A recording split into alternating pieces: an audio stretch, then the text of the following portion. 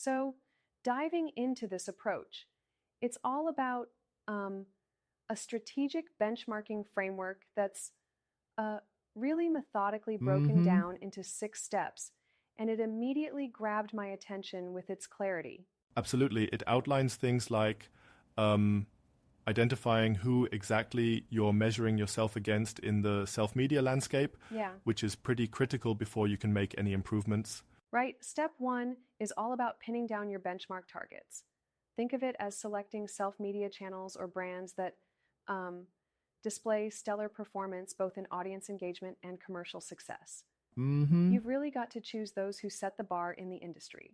And once that's done, step two comes in, urging you to dig deep into analyzing every detail of those targets, like their content types, posting frequency, how they interact with their audience, even down to their style and tone. It's like having a detective's Exactly. eye on every little nuance. Yeah. It's akin to breaking down a masterpiece layer by layer Oh, so you can right. understand exactly what makes it resonate with people. Then we move to step three, which is super interesting because it focuses on evaluating audience feedback. It's almost um, like treating the numbers and comments as a live pulse check on Yeah. content performance. Watching those likes, shares, comments, and overall growth really tells you a lot about what's working. Yep, exactly. And then step four really challenges you to identify the gaps and unique opportunities. It's that comparative moment where you look at your channel against the benchmarks and pinpoint where your content might be falling short or where there's potential to stand out. That's where the magic of Mm-hmm. improvement begins. But isn't there a risk here? I mean, sometimes relying too heavily on comparison might smother your own unique voice. Well, You're right. There's a bit of tension there. It's essential to balance learning from the best with retaining your distinct style. exactly. And that's where step five steps in, focusing on creating a tailored improvement plan. It's like um, taking all those insights and then mapping out uh, a precise way to adjust your content strategy. You might even change factors like content types, Mm-hmm. publication times, or even integrate new formats. It really ensures that the action plan is specific and focused. And then comes step six, which is all about implementation and constant monitoring, essentially putting your plan into action and then, continuously checking if the improvements are yielding results.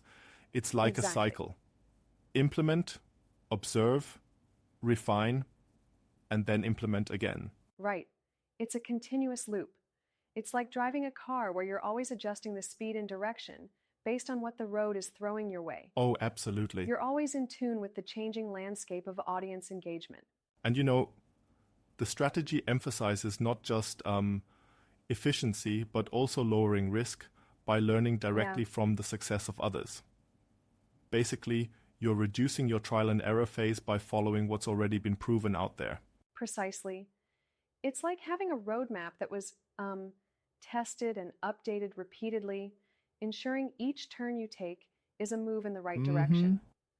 That kind of strategy naturally builds confidence in your next steps. Now, one thing that stands out to me is how this framework insists on a methodical approach at each level, Exactly. ensuring you don't just jump in blindly, but base every decision on data and close observations. Right.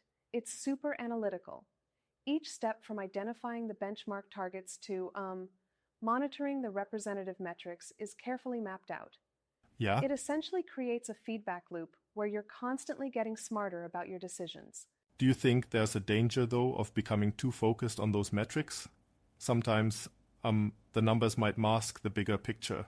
That's True, a valid numbers can critique. sometimes be misleading if not interpreted well. Context matters a lot. Definitely, you've got to um, read the story behind the numbers. If you don't, you risk missing out on innovative, creative aspects that could give you a true competitive Mm-hmm. edge. Striking that balance is key. And this methodology really underscores the importance of agility. You're not just setting a plan and forgetting it, you're continuously checking and refining based on audience feedback and Yeah, evolving trends. It's like an evolving roadmap that never quite finishes, always adapting. I can see how this structured yet flexible approach is critical in today's fast-paced media environment, Exactly. where static strategies can easily become outdated in no time. It really is a dynamic balance. Site-specific adjustments that help you lower risks while also maximizing efficiency. That's the delicate art of sustainable growth in media. And you mentioned earlier about improving content strategy by tweaking things like formats and timing. That small incremental shift in the long run can really make a big difference, right?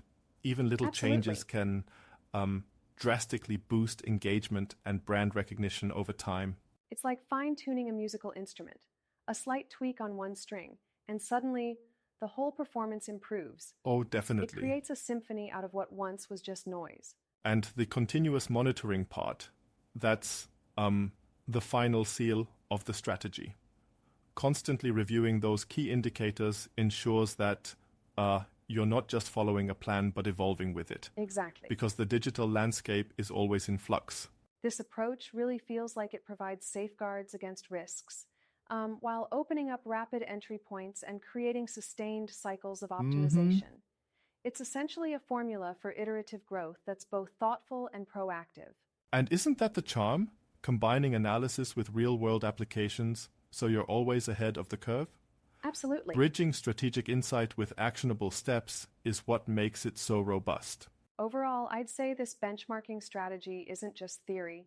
It's a practical milestone guide for anyone looking to up their game in self-media. Yeah. Especially for those who want to minimize risks while maximizing organic growth. Yeah.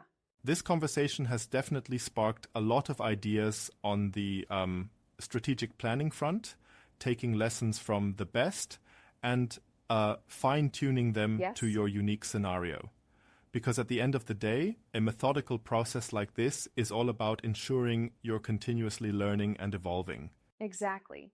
It's an actionable blueprint for sustained success. An iterative process that not only defines your current standing, but pushes you toward continuously optimizing your strategy along the way. That's what makes it truly insightful and deeply practical. Well, I must say, this step-by-step approach is one I can see making waves for anyone deeply invested in building a solid self-media presence.